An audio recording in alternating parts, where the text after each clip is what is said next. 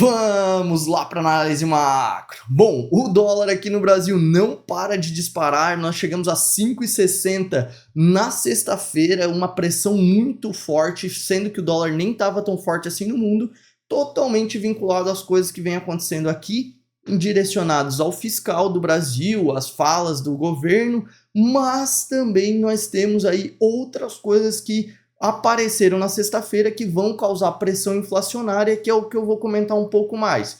E também vou falar sobre tudo que aconteceu nos Estados Unidos, tanto na sexta-feira quanto agora nessa semana, e na Europa e a Ásia, que estão bem positivas nessa madrugada, o que podem ajudar um pouco nesse cenário pessimista aqui do Brasil. Mas o contexto geral é sempre aquele: pegar tudo que está acontecendo no mundo e trazer aqui para ti qual o reflexo que vai ter na bolsa e no dólar aqui no Brasil hoje. Então, se esse é o tipo de conteúdo que te interessa, só se inscrever aqui no canal. E se puder deixar o like, é o jeito que o YouTube reconhece nosso trabalho. Vamos lá! Aqui no Brasil, nós temos uma nova pressão inflacionária. A ANEEL divulgou na sexta-feira o fim da bandeira verde, que é a bandeira mais barata da energia elétrica, e agora o início da bandeira amarela.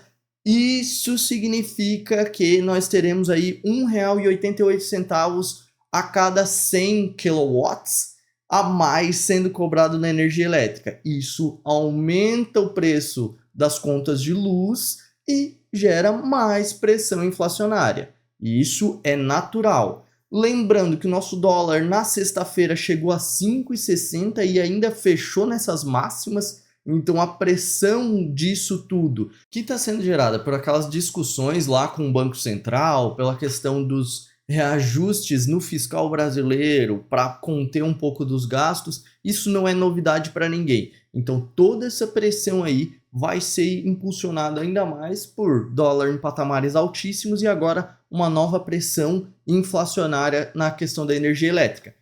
Só que nós temos uma pressão aí adicional que foi feita nos juros futuros aqui no Brasil, que agora o mercado precifica aí até mesmo uma alta de 0,75% na Selic até o final do ano. Então isso é sim um exagero de precificação, bem claro, mas é o que está sendo precificado agora. Por isso esse pessimismo inteiro aí de disparada do dólar também, né? Então tudo, uma coisa retroalimenta a outra. Para isso que a gente fica de olho nessas questões macro para poder operar aqui no Brasil. A gente trabalha conforme o mundo vai. Só que quando o Brasil começa a descolar desse jeito, não tem muito o que se fazer.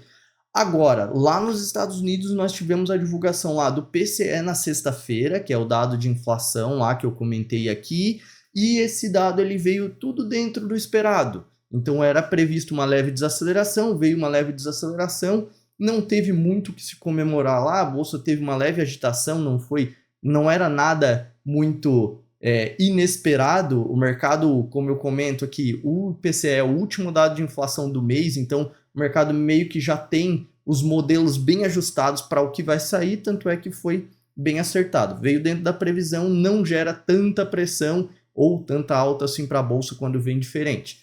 Então, hoje nós temos aí alguns dados que vão sair lá nos Estados Unidos, como o PMI ISM, que é um dado de atividade, e isso vai afetar a nossa bolsa aqui às 11 horas da manhã. Sempre quando esse dado sai lá, se vir muito fora do esperado, vai gerar pressão aqui pra gente. Obviamente que isso só depois que o dado sai às 11 horas da manhã.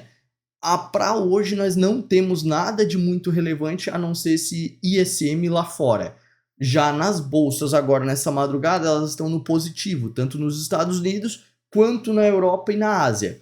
Nós temos a Ásia subindo ali bem forte em todas as bolsas ali, nada de negativo, tudo mais para um cenário positivo. Não é uma força tremenda nas bolsas, mas esse otimismo está totalmente relacionado à questão de que a China pode estar acelerando novamente. Saiu o PMI industrial por lá, que é a parte da manufatura da China, e esse PMI, que é o PMI Caixin, que ele é da agência do S&P Global, ele veio mais forte do que o esperado e veio novamente acelerando. Já é o 8º mês seguido que ele vem acelerando, ou seja, dá a entender que a manufatura da China está voltando a acelerar. Lembrando, esse é o dado privado, então em tese é o dado mais confiável quando sai lá na China, né? Então, mas ele é avaliado de jeito diferente do dado deles lá dentro mesmo, que é do governo chinês. Então, o que a gente olha é o dado privado para poder operar aqui no Brasil, né? Para a gente poder entender o reflexo que tem aqui, para ter uma confiança maior. Mas nós temos também o minério de ferro, bom lembrar, subiu 2,5% nessa madrugada, o que vai ajudar a nossa Vale aqui no Brasil no dia de hoje, além do otimismo das bolsas. Então, o reflexo que a Ásia traz para a gente aqui no Brasil é totalmente positivo. E na Europa também nós temos aí um cenário positivo para as bolsas, e isso tudo está sendo gerado lá por motivos internos. Nós tivemos lá na França, a bolsa francesa está subindo mais de 1,5%, porque o primeiro turno das eleições parlamentares lá, a extrema-direita da Marine Le Pen ganhou com uma vantagem significativa. Então, isso está sendo comemorado nos mercados por lá, na França, e está ajudando um pouco no otimismo da Europa como um todo. Mas lembra, durante a semana nós vamos ter outros dados que vão saindo, que vão tirar um pouco dessa questão de só olhar para a política lá também, né? Então a gente vai ter que ir monitorando ao longo do dia, né? E ao longo da semana também. Mas o reflexo da Europa aqui para o Brasil também é positivo. Então, pegando tudo num contexto geral, hoje sim nós temos um cenário aí de leve alta para a nossa bolsa aqui na abertura e leve queda para a abertura do dólar, só que aqueles problemas internos aqui podem reaparecer a qualquer momento. Mas esse é o cenário aí para abertura, que é o que a gente vai acompanhar no cenário macro, beleza? Então, se esse é o tipo de conteúdo que te interessa, é só se inscrever aqui no canal. E se puder deixar o like, é o jeito que o YouTube reconhece nosso trabalho. Valeu, um abraço!